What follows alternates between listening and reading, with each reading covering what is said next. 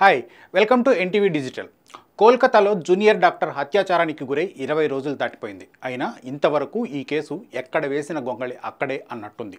రాష్ట్రం, కేంద్రం, CBI, supreme court ఇలా అన్ని వ్యవస్థలు ఈ కేసును కొలిక్కి తెచ్చేందుకు తీవ్రంగా ప్రయత్నిస్తున్నాయి. అయినా కేసులో పురోగతి మాత్రం కనిపించట్లేదు.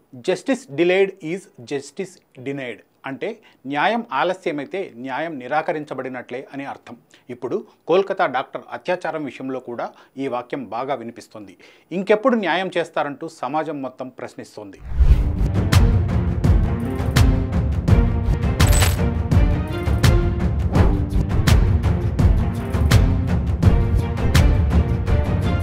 కోల్కతాలోని ఆర్జీకర్ ఆసుపత్రిలో ఆగస్టు 9న జూనియర్ డాక్టర్ అత్యాచారానికి గురైంది. అప్పటి నుంచి ఈ కేసు రోజురోజుకు మలుపులు తిరుగుతూనే ఉంది. అసలు ఈ కేసుకు సంబంధించిన పూర్వాపరాలను ఓసారి చూద్దాం.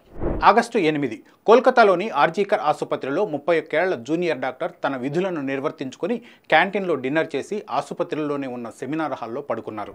ఆగస్టు 9 ఆర్జీకర్ ఆసుపత్రి సెమినార్ హాల్లో పడుకున్న ఆ జూనియర్ డాక్టర్ తెల్లారేసరికి శవమై కనిపించారు. ఆమె ఆత్మహత్య చేసుకుందని ఆసుపత్రి యాజమాన్యం బుకాయించింది. అయితే తల్లిదండ్రులు, తోటి వైద్యుల అనుమానంతో ఇది మర్డర్ అని తేల్చారు. ఆగస్టు 10 జూనియర్ డాక్టర్ అత్యాచారం కేసులో సంజయ్ రాయ్ అనే వ్యక్తిని పోలీసులు అరెస్టు చేశారు. హత్య జరిగిన రోజు ఆసుపత్రిలో సంజయ్ రాయ్ అనుమానాస్పదంగా తిరిగినట్లు సీసీటీవీ ఫుటేజ్లో కనిపించింది. దీంతో అతడిని అదుపులోకి తీసుకున్నారు. ఆగస్టు 11 జూనియర్ డాక్టర్ అత్యాచారానికి నిరసనగా దేశవ్యాప్తంగా ఆందోళనలు ఊపందుకున్నాయి. దీంతో ఆర్జీకర్ ఆసుపత్రి medical college principal doctor Sandeep ఘోష్ను బెంగాల్ ప్రభుత్వం బదిలీ చేసింది. ఆగస్టు 12 డాక్టర్ సందీప్ ఘోష్ను ఆర్జీకర్ ఆసుపత్రి ప్రిన్సిపల్ పదవి నుంచి తప్పించిన బెంగాల్ ప్రభుత్వం వెంటనే ఆయన్ను కలకత్తా మెడికల్ కాలేజీ ప్రిన్సిపల్గా నియమించింది. ఇది అనేక విమర్శలకు తావిచ్చింది. ఆగస్టు 13న డాక్టర్ సందీప్ ఘోష్ను తప్పించింది కలకత్తా హైకోర్టు. అంతేకాక కేసును సిబిఐకి అప్పగించింది. ఆగస్టు 14న సిబిఐ రంగంలోకి దిగింది. కేసుకు సంబంధించి పూర్వాపరాలను తెలుసుకునేందుకు 25 మందితో కూడిన సిబిఐ బృందం విచారణ మొదలుపెట్టింది. ఆగస్టు 15న వైద్యులు ఆర్జీకర్ ఆసుపత్రిలో జూనియర్ డాక్టర్ అత్యాచారానికి నిరసనగా క్యాండిల్ ర్యాలీ చేపట్టారు. ఈ సమయంలో కొందరు గుర్తు తెలియని దుండగులు ఆర్జీకర్ ఆసుపత్రిలోకి ప్రవేశించి విధ్వంసం సృష్టించారు. సీసీటీవీ ఫుటేజ్ సహా పలు సాక్ష్యాలను ధ్వంసం చేశారు. ఆగస్టు 16 ఆర్జీకర్ ఆసుపత్రిలో విధ్వంసానికి సంబంధించి 16 మంది అనుమానితులను పోలీసులు అరెస్టు చేశారు. ఈ కేసులో ఆసుపత్రి యాజమాన్యం పాత్ర ఉందని వైద్యురాలి తల్లిదండ్రులు అనుమానం వ్యక్తం చేశారు. ఆగస్టు 17 జూనియర్ డాక్టర్ అత్యాచారానికి నిరసనగా ఒక్కరోజు బంద్కు ఇండియన్ మెడికల్ అసోసియేషన్ పిలుపునిచ్చింది. ఈ కేసును జాతీయ మహిళా కమిషన్ సుమోటోగా తీసుకుంది. ఆగస్టు 18 దేశవ్యాప్తంగా ఈ కేసుకు సంబంధించి నిరసనలు వెల్లువెత్తాయి. దీంతో సుప్రీంకోర్టు ఈ కేసును సుమోటోగా స్వీకరించింది. 20న విచారణ జరుపుతామని తెలిపింది. ఆగస్టు 19 మెడికల్ కాలేజీ మాజీ ప్రిన్సిపల్ డాక్టర్ సందీప్ ఘోష్కు పాలిగ్రాఫ్ పరీక్ష నిర్వహించేందుకు అనుమతించాలని సిబిఐ కోర్టును కోరింది. ఆగస్టు 20 దేశవ్యాప్తంగా ఆసుపత్రుల్లో వైద్య సిబ్బంది భద్రతకు తీసుకోవాల్సిన చర్యలపై తగిన సిఫారసులు చేయాల్సిందిగా 10 మందితో కూడిన టాస్క్ ఫోర్స్ను సుప్రీంకోర్టు ఏర్పాటు చేసింది. ఈ కేసుకు సంబంధించి ఎలాంటి చర్యలు తీసుకున్నారో రిపోర్ట్ ఇవ్వాలని బెంగాల్ ప్రభుత్వంతో పాటు కలకత్తా పోలీసులను ఆదేశించింది. ఆగస్టు 21 ఆర్జీకర్ ఆసుపత్రిలో విధ్వంసానికి సంబంధించి నిర్లక్ష్యంగా వ్యవహరించినందుకు 3 పోలీసు ఉన్నతాధికారులను ప్రభుత్వం సస్పెండ్ చేసింది. ఆర్జీకర్ ఆసుపత్రిలో భద్రతను కేంద్ర ప్రభుత్వం సిఐఎస్ఎఫ్కు అప్పగించింది. ఆగస్టు 22 జూనియర్ డాక్టర్ అత్యాచారానికి సంబంధించి బెంగాల్ ప్రభుత్వం పోలీసులపై సుప్రీంకోర్టు ప్రశ్నల వర్షం కురిపించింది. పోస్టుమార్టం ఎఫ్ఐఆర్ నమోదులో ఆలస్యానికి కారణాలు చెప్పాలని ఆదేశించింది. సుప్రీంకోర్టు సూచన మేరకు వైద్యులు దేశవ్యాప్త ఆందోళనలకు స్వస్తి చెప్పారు. ఆగస్టు 25 సంజయ్ రాయ్, సందీప్ ఘోష్ సహా మొత్తం 7గురికి సిబిఐ పాలిగ్రాఫ్ పరీక్షలు నిర్వహించేందుకు అనుమతించాలని కోర్టును కోరింది. కోర్టు అనుమతితో సంజయ్ రాయ్కి పాలిగ్రాఫ్ పరీక్ష నిర్వహించింది. ఆగస్టు 26 మమతా బెనర్జీ రాజీనామా చేయాలంటూ బెంగాల్ వ్యాప్తంగా నిరసనలు హోరెత్తాయి. ఆగస్టు 27 బెంగాల్ ప్రభుత్వ తీరును నిరసిస్తూ ఆందోళనకారులు చేపట్టిన సెక్రటేరియట్ ముట్టడి కార్యక్రమం హింసాత్మకంగా మారింది. ఆగస్టు 28 సెక్రటేరియట్ ముట్టడి హింసాత్మకంగా మారడంతో బెంగాల్ బంద్కు బీజేపీ పిలుపునిచ్చింది. మమత రాజీనామా చేయాలని డిమాండ్ చేసింది. ఆగస్టు 29 ఆర్జీకర్ ఆసుపత్రిలో ప్రైవేటు సెక్యూరిటీ గార్డులుగా పనిచేస్తున్న 2కి పాలిగ్రాఫ్ పరీక్షలు నిర్వహించింది సిబిఐ. ఆగస్టు 30 నిందితుడికి ఉరి తీయాలంటూ బెంగాల్ ముఖ్యమంత్రి మమతా బెనర్జీ ప్రధాని మోదీకి లేఖ రాశారు. ఆగస్టు 31 రేప్, మర్డర్ లాంటి వాటిల్లో నిందితులకు కఠిన శిక్షలు అమలు చేయాలని డిమాండ్ చేస్తూ తృణమూల్ కాంగ్రెస్ రాష్ట్రవ్యాప్త ధర్నాలకు పిలుపునిచ్చింది.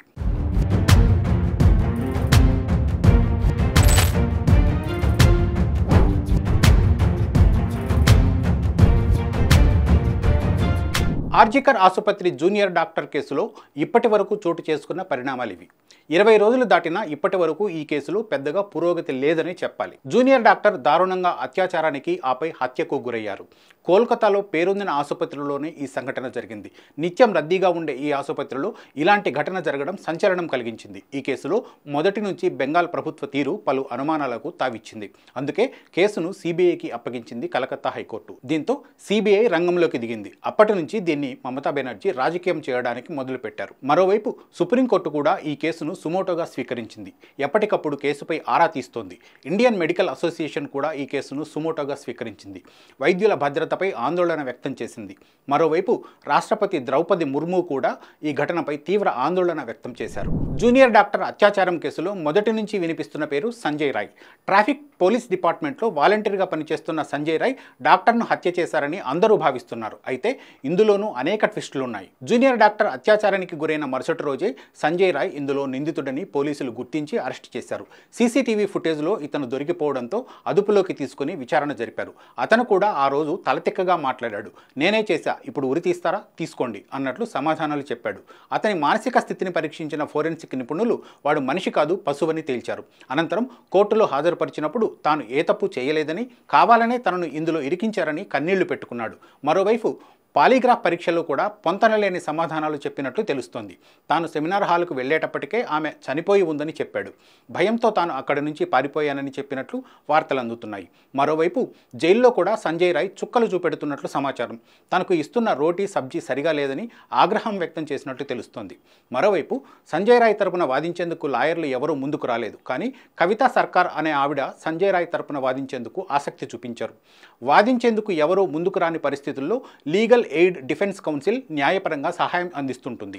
అలా సంజయ్ రాయ్ తరపున వాదించేందుకు కవితా సర్కార్ ముందుకొచ్చింది. ఈ కేసులో బాధితురాలకి న్యాయం జరగాలని తాను కూడా కోరుకుంటున్నట్లు కవితా సర్కార్ వెల్లడించారు. జూనియర్ డాక్టర్ అత్యాచారం వ్యవహారంలో ఆర్జికర్ ఆసుపత్రి యాజమాన్యం వ్యవహరించిన తీరుపై అనేక అనుమానాలున్నాయి. ఆమె హత్యను కప్పిపుచ్చేందుకు చివరి వరకు ప్రయత్నించింది యాజమాన్యం. ఇప్పటికీ విచారణకు సహకరించకుండా నాన్సుడు ధోరణి ప్రదర్శిస్తోంది. జూనియర్ డాక్టర్ అత్యాచార ఘటనలో ఆర్జికర్ ఆసుపత్రి యాజమాన్యం తీరు అనేక విమర్శలకు తావిస్తోంది. తల్లిదండ్రులకు ఈ విషయం చెప్పేందుకు అరగంట వ్యవధిలోనే 3 సార్లు ఆసుపత్రి నుంచి ఫోన్స్ వెళ్ళాయి. కానీ అసలు విషయం చెప్పకుండా తప్పుదోవ పట్టించేందుకు యాజమాన్యం ప్రయత్నించింది. ఉదయం 3-4 గంటల మధ్య హత్యకు గురైతే ఉదయం 10:53 తల్లిదండ్రులకు కాల్ చేశారు ఆసుపత్రి సిబ్బంది. అప్పుడు కూడా నిజం చెప్పకుండా ఆత్మహత్య చేసుకుందనేలా తప్పుదోవ పట్టించారు. మరోవైపు సిబిఐ దర్యాప్తుకు కూడా ఆసుపత్రి సిబ్బంది నిర్లక్ష్యంగా సమాధానాలు ఇస్తున్నట్లు తెలుస్తోంది. ఆర్జికర్ ఆసుపత్రి medical college principal doctor Sandip Ghosh వ్యవహరించిన తీరు వైద్య వ్యవస్థకే మచ్చతెచ్చేలా ఉంది. సాటి డాక్టర్ అత్యాచారానికి గురైన సందీప్ ఘోష్ మాత్రం తనకు సంబంధమే లేదన్నట్లు వ్యవహరించారు. ఆర్జికర్ ఆసుపత్రిలో జూనియర్ డాక్టర్ అత్యాచారానికి గురైన తర్వాత medical college principal doctor Sandip Ghosh నిర్లక్ష్యంగా వ్యవహరించారు. డాక్టర్ పట్ల సానుభూతి చూపించకపోవడం, తల్లిదండ్రుల బాధను అర్థం చేసుకోకపోవడం, తోటి డాక్టర్ల ఆందోళనను లెక్క చేయకపోవడం లాంటి అనేక అంశాలు సందీప్ ఘోష్ నిర్లక్ష్యానికి పరాకాష్ఠగా చెప్పుకోవచ్చు. ఆయన్ను రాజీనామా చేయాలని విద్యార్థులు డిమాండ్ చేయడంతో 12న రాజీనామా చేశారు. ఆ వెంటనే ఆయన్ను మరో మెడికల్ కాలేజీకి ప్రిన్సిపల్గా నియమించింది ప్రభుత్వం. ఇది మరిన్ని అనుమానాలు లేవనెత్తింది. ఈలోపు కేసు సిబిఐ చేతికి వెళ్ళింది.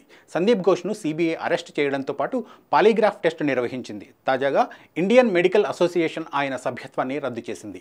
మెడికల్ కాలేజీలో డాక్టర్ సందీప్ ఘోష్ ఆర్థిక అవకతవకలకు పాల్పడ్డారనే ఆరోపణలు కూడా రావడంతో ఈ కోణంలో కూడా దర్యాప్తు చేస్తోంది. ఆయన ఆస్తులపై దాడులు కూడా చేసింది.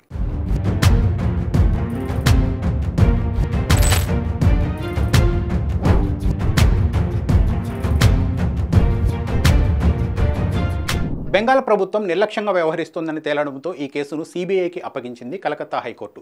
అయితే సిబిఐ కూడా ఈ కేసులో పెద్దగా ముందుకు వెళ్లలేకపోతోంది. ఆర్జికర్ ఆసుపత్రిలో జూనియర్ డాక్టర్ అత్యాచారం వ్యవహారాన్ని సిబిఐ ప్రతిష్టాత్మకంగా తీసుకుంది. ఈ కేసులో దోషులను పట్టుకునేందుకు తీవ్రంగా ప్రయత్నిస్తోంది. సీమా పహూజా లాంటి సమర్థులైన అధికారులు సిబిఐ టీంలో ఉన్నారు. అనుమానితులందరినీ సిబిఐ విచారిస్తుంది, పాలీగ్రాఫ్ టెస్టులు చేస్తుంది. సంజయ్ రాయ్ లాంటి వ్యక్తులు రోజుకో మాట చెప్తున్నారు. దీంతో విచారణలో పురోగతి కనిపించట్లేదు. రాష్ట్ర ప్రభుత్వం, ఆసుపత్రి యాజమాన్యం యాజమాన్యం పెద్దగా సహకరించకపోవడం వల్లే ఆలస్యం అవుతోందని సమాచారం. జూనియర్ డాక్టర్ అత్యాచారం వ్యవహారాన్ని సుప్రీంకోర్టు సుమోటోగా చేపట్టిన తర్వాత కేసు మరో మలుపు తిరిగింది. ఈ కేసు వివరాలను ఎప్పటికప్పుడు తెప్పించుకుంటోంది సుప్రీంకోర్టు. ఆర్జీకర్ ఆసుపత్రిలో జూనియర్ డాక్టర్ అత్యాచారం వ్యవహారంపై సుప్రీంకోర్టు తీవ్ర ఆవేదన వ్యక్తం చేసింది. ఇలాంటి ఘటనలు పునరావృతం కాకుండా ఆసుపత్రుల్లో తీసుకోవాల్సిన భద్రతా చర్యలను సిఫార్సు చేసేందుకు ఓ టాస్క్ ఫోర్స్ ఏర్పాటు చేసింది. మరోవైపు ఈ కేసులో రాష్ట్ర ప్రభుత్వం, పోలీసులు, ఆసుపత్రి యాజమాన్యం వ్యవహరించిన తీరును తీవ్రంగా తప్పుపట్టింది.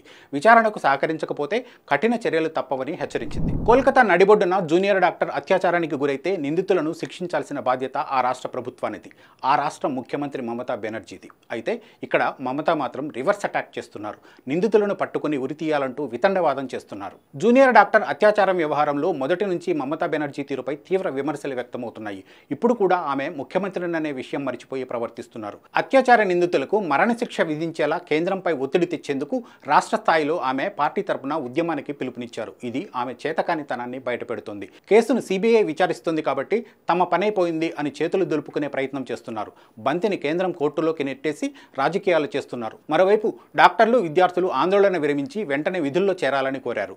తాను చర్యలు తీసుకోవట్లేదని, ఒకవేళ ఎఫ్ఐఆర్ నమోదు చేస్తే భవిష్యత్ నాశనమవుతుందని హెచ్చరించారు. మమతా చేసిన ఈ కామెంట్స్పై విమర్శలు వెల్లువెత్తుతున్నాయి. జూనియర్ డాక్టర్ కుటుంబానికి న్యాయం చేయాలని తాము కోరుతుంటే తమనే బ్లాక్మెయిల్ చేస్తారా అని వాళ్ళు ప్రశ్నిస్తున్నారు. ఇక కుమార్తె అత్యాచారాన్ని తల్లిదండ్రులు జీర్ణించుకోలేకపోతున్నారు. ఇప్పటికీ వారికి కంటి మీద కునుకు లేదు. కనిపించిన వాళ్ళందరినీ న్యాయం చేయాలని వేడుకుంటున్నారు. జూనియర్ డాక్టర్ తల్లిదండ్రుల శోకం అంతా ఇంతా కాదు. తమకు న్యాయం జరుగుతుందనే ఆశతోనే వాళ్ళు ఇంకా పోరాడుతున్నారు. తమకు న్యాయం చేయాలని కనిపించిన వారిని వేడుకుంటున్నారు. ఘటన జరిగిన రోజు ఆసుపత్రి యాజమాన్యం వారిని తప్పుదోవ పట్టించేందుకు ఎలా ప్రయత్నించిందో ఆడియో కాల్స్ ద్వారా బహిర్గతమయ్యాయి. అది హత్య అని తెలిసినా ఆత్మహత్య అని తప్పుడు సమాచారం ఇచ్చారు. దీన్ని బట్టి ఉద్దేశపూర్వకంగానే ఆసుపత్రి యాజమాన్యం ఇలా వ్యవహరించిందని అర్థమవుతోంది. మరోవైపు సీఎం మమతా బెనర్జీ వ్యాఖ్యలు తల్లిదండ్రులను మరింత బాధ పెడుతున్నాయి. సీఎం మమతా బెనర్జీకి కూడా పిల్లలు ఉంటే తమ బాధ అర్థమయ్యేదని వాళ్ళు అంటున్నారు. ఆమెకు పిల్లలు లేకపోవడం వల్ల ఆమె అలా మాట్లాడుతున్నారని ఆవేదన వ్యక్తం చేస్తున్నారు. కోల్కతాలో జూనియర్ డాక్టర్ అత్యాచారానికి గురి 20 రోజులు దాటిపోయింది. ఇప్పటికీ ఈ కేసు పెద్దగా ముందుకు సాగట్లేదు. దీంతో సమాజంలో ఆందోళన, ఆవేదన రోజురోజుకు పెరిగిపోతున్నాయి. ఓ మహిళా డాక్టర్ ఆసుపత్రిలోనే అత్యాచారానికి గురైంది. చర్యలు తీసుకోవాల్సిన రాష్ట్ర ప్రభుత్వం చేతులెత్తేసింది. సాక్షాత్తు ముఖ్యమంత్రి మమతా బెనర్జీయే రోడ్డెక్కి ర్యాలీలు తీస్తున్నటువంటి పరిస్థితి. కేసును సిబిఐ చేపట్టిన రాష్ట్ర ప్రభుత్వం నుంచి పెద్దగా సహకారం లేదు. పైగా సిబిఐ చేతికి కేసు వచ్చే నాటికే సాక్ష్యాలన్నీ చెరిపేశారు. దీంతో సిబిఐ కూడా ముందుకు వెళ్లలేకపోతుంది. నిందితుడు సంజయ్ రాయ్ కూడా ప్లేటు ఫిరాయించేశాడు. రాష్ట్ర ప్రభుత్వం, కేంద్ర ప్రభుత్వం, CBI, supreme court, Indian medical association, జాతీయ మహిళా కమిషన్, జాతీయ మానవ హక్కుల కమిషన్ ఇలా వ్యవస్థలన్నీ ఈ కేసును కొలిక్కి తెచ్చేందుకు ప్రయత్నిస్తున్నా ముందుకు సాగట్లేదంటే లోపం ఎక్కడుందో తెలియాల్సినటువంటి అవసరం కనిపిస్తుంది. మరోవైపు కేసులో పురోగతి కనిపించకపోయేసరికి సాటి వైద్యులు, మహిళలు, స్వచ్ఛంద సంస్థల ప్రతినిధుల్లో ఆందోళన పెరిగిపోతుంది. ముఖ్యంగా తల్లిదండ్రులు న్యాయం ఇంకెప్పుడని ప్రశ్నిస్తున్నారు. కొన్ని దేశాల్లో రేప్, మర్డర్లకు చాలా దారుణమైన శిక్షలున్నాయి. ఫలానా వాడు తప్పు చేశాడని తెలిస్తే వెంటనే ఉరి తీసేస్తారు. మరికొన్ని దేశాల్లో రాళ్లతో కొట్టి చంపేస్తారు. కానీ మన దేశం అలాంటిది కాదు. 100 మంది దోషులు తప్పించుకున్నా పర్లేదు, కానీ ఒక్క నిర్దోషికి కూడా శిక్ష పడకూడదని భారతీయ చట్టాలు చెప్తాయి. అందుకే ఒకడు దోషి అని తెలిసినా కూడా వాడే ఆ తప్పు చేశాడని పక్కా ఆధారాలు దొరికేదాకా శిక్ష వేయకుండా వెయిట్ చేస్తుంది. అందుకే మన దేశంలో శిక్షలు తీవ్ర ఆలస్యమవుతుంటాయి. కొన్నిసార్లు ఈ ఆలస్యాలు దోషులు తప్పించుకునేందుకు దోహదపడతాయి. మరికొన్నిసార్లు శిక్ష ఖరారయ్యే నాటికి దోషులు బతికుండకపోవచ్చు. సో ఈ కేసు కొలిక్కి వచ్చే వరకు మనం వెయిట్ చేయడం తప్ప చేయగలిగింది ఏమీ లేదు. అయితే అంతిమంగా న్యాయం జరుగుతుందని, దోషులకు శిక్ష పడుతుందని ఆశిద్దాం. ఇలాంటి కథనాల కోసం ఎన్టీవీని సబ్స్క్రైబ్ చేసుకోండి. Thank you.